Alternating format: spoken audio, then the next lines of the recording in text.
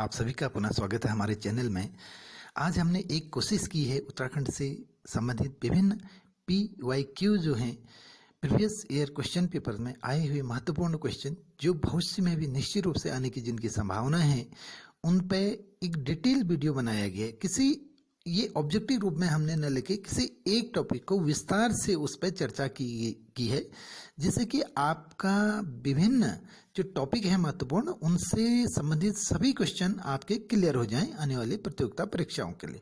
फिर से मैं कहूँगा, चाहे आने वाले समय में LT की परीक्षा हो या प्रवक्ता की परीक्षा हो या प्रधानाचार्य सीमित विभागीय भर्ती प्रक्रिया हो, समूह गौ की कोई भी एग्जाम आने वाले समय में उत्तराखंड के हों, पटवारी परीक्षा हो या आपकी विलेज डेवलपमेंट ऑफिसर के जो आते हैं, तो आप ध्यान से इसको देखिएगा। मैं निवेदन करूंगा चैनल को जिन्होंने सब्सक्राइब नहीं किया है सब्सक्राइब कर दीजिए और लाइक और शेयर भी कर दीजिएगा।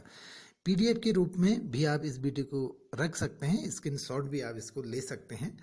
तो जैसे पहला क्वेश्चन हमारा है, कालिदास की किस रचना में हिमालय को औसत प्रस्थ उल्लेखित किया गया है?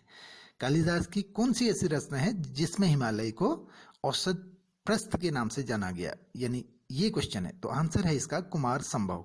कालिदास की कुछ और रचनाएं हैं जैसे रघुवंश, मेघदूत, कण्वाश्रम। तो रघुवंश में हिमालय को कालिदास ने किस नाम से जाना गया है या कौन सा नाम दिया है? तो आंसर होगा गौरी गुरु। मेघदूत में क्या नाम दिया गया है? अलकापुरी। और कण्वाश्रम में किस शब्द का उपयोग किया गया है कालिदास के द्वारा? तो आंसर है किसलय प्रदेश। एक फिर महत्वपूर्ण टॉपिक हमारा बद्रीनाथ धाम जो है। बद्रीनाथ धाम का प्रमुख मंदिर राजबद्री के नाम से जाना जाता है, जो चमोली जिले में स्थित है और नर व नारायण पर्वतों के मध्य स्थित है। जनरली जो बद्रीनाथ धाम है इसके कपाट अप्रैल माह में खोले जाते हैं तथा नवंबर माह में जब ठंड शुरू हो जाती है कपाट बंद कर दिए जाते हैं। जब कपाट बंद किए जाते हैं उस समय वहां पर एक उत्सव मनाया जाता है जिसे कहा जाता है कड़ाई उत्सव। तो ये महत्वपूर्ण क्वेश्चन है, बंद होने के समय कौन सा उत्सव मनाया जाता है बद्रीनाथ धाम में? कड़ाई उत्सव। अगला इसी में आपसे ये पूछा जा सकता है, अब जब ठंडा हो जाता है बहुत ज्यादा, यानी शीतकाल में बद्रीनाथ धाम जी की पूजा कहाँ पे होती है? यानी बद्रीनाथ धाम की शीतकालीन पूजा नरसिंह मंदिर में होती है जो जोशीमठ में स्थित है, ठीक है ना। और नरसिंह जो मंदिर है उसको किसने बनाया? तो नरसिंह मंदिर को बनाया था बसंत देव ने। और इसके 3 भाग हैं इस मंदिर के। जो पहला भाग है उसे सिंह द्वार के नाम से जाना जाता है, दूसरा भाग है मंडल और तीसरा भाग गर्भगृह के रूप में जाना जाता है। इसको इस प्रकार से आप कर सकते हैं। अच्छा, अगला इसमें हमारा तीसरा क्वेश्चन आता है, हिमालय से रिलेटेड है। उत्तराखंड का वरिष्ठ छाया क्षेत्र कौन सा है? ये क्वेश्चन पूछा जाता है, यानी उत्तराखंड का वरिष्ठ छाया क्षेत्र कौन सा है? उत्तर होगा ट्रांस हिमालय। इसमें एक चीज और आप देख सकते हैं, जो हमारा बृहद हिमालय है, फिर उसके बाद लघु हिमालय और उसके बाद शिवालिक, तो इन सब के बीच में कुछ रेखाएं होती हैं। बृहद हिमालय और लघु हिमालय के बीच की रेखा को MCT करके मेन सेंटर ट्रस्ट करके जाना जाता है, और लघु हिमालय और शिवालिक के बीच की जो रेखा है उसे MBF यानी मेन बाउंड्री फॉल्ट करके जाना जाता है। इसको भी आप इस प्रकार से क्लियर कर सकते हैं। अगला हमारा क्वेश्चन है इस पर, ये कुछ सूर्य मंदिरों पर चर्चा की गई है। जैसे कुछ सूर्य मंदिर है उस पर हम लोग आंसर करेंगे कि कहाँ पे स्थित है। जैसे प्लेटी का सूर्य मंदिर, जो प्लेटी का सूर्य मंदिर है टेहरी गढ़वाल के देवप्रयाग विकासखंड में स्थित है।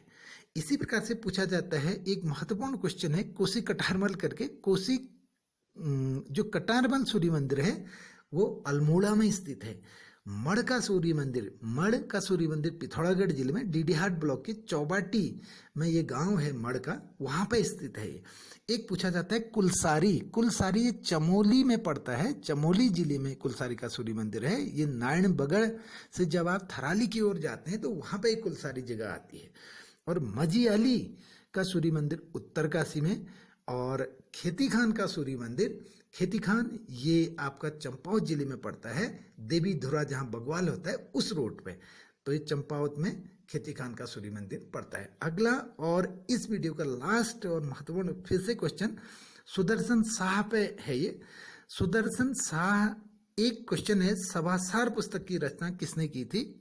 आंसर होगा सुदर्शन शाह ने। इसको 7 खंडों में इसकी रचना करी और सूरत कवि के नाम से इसकी रचना करी। यानी सभासार पुस्तक की रचना किसने की? सुदर्शन शाह ने। कितने खंडों में? 7 में। किस नाम से? सूरत कवि के नाम से। अच्छा, यह रचना 1828 में ब्रिजभाषा, यानी किस भाषा में की गई? ब्रिजभाषा में। ये भी ध्यान में रखना है, ठीक है ना।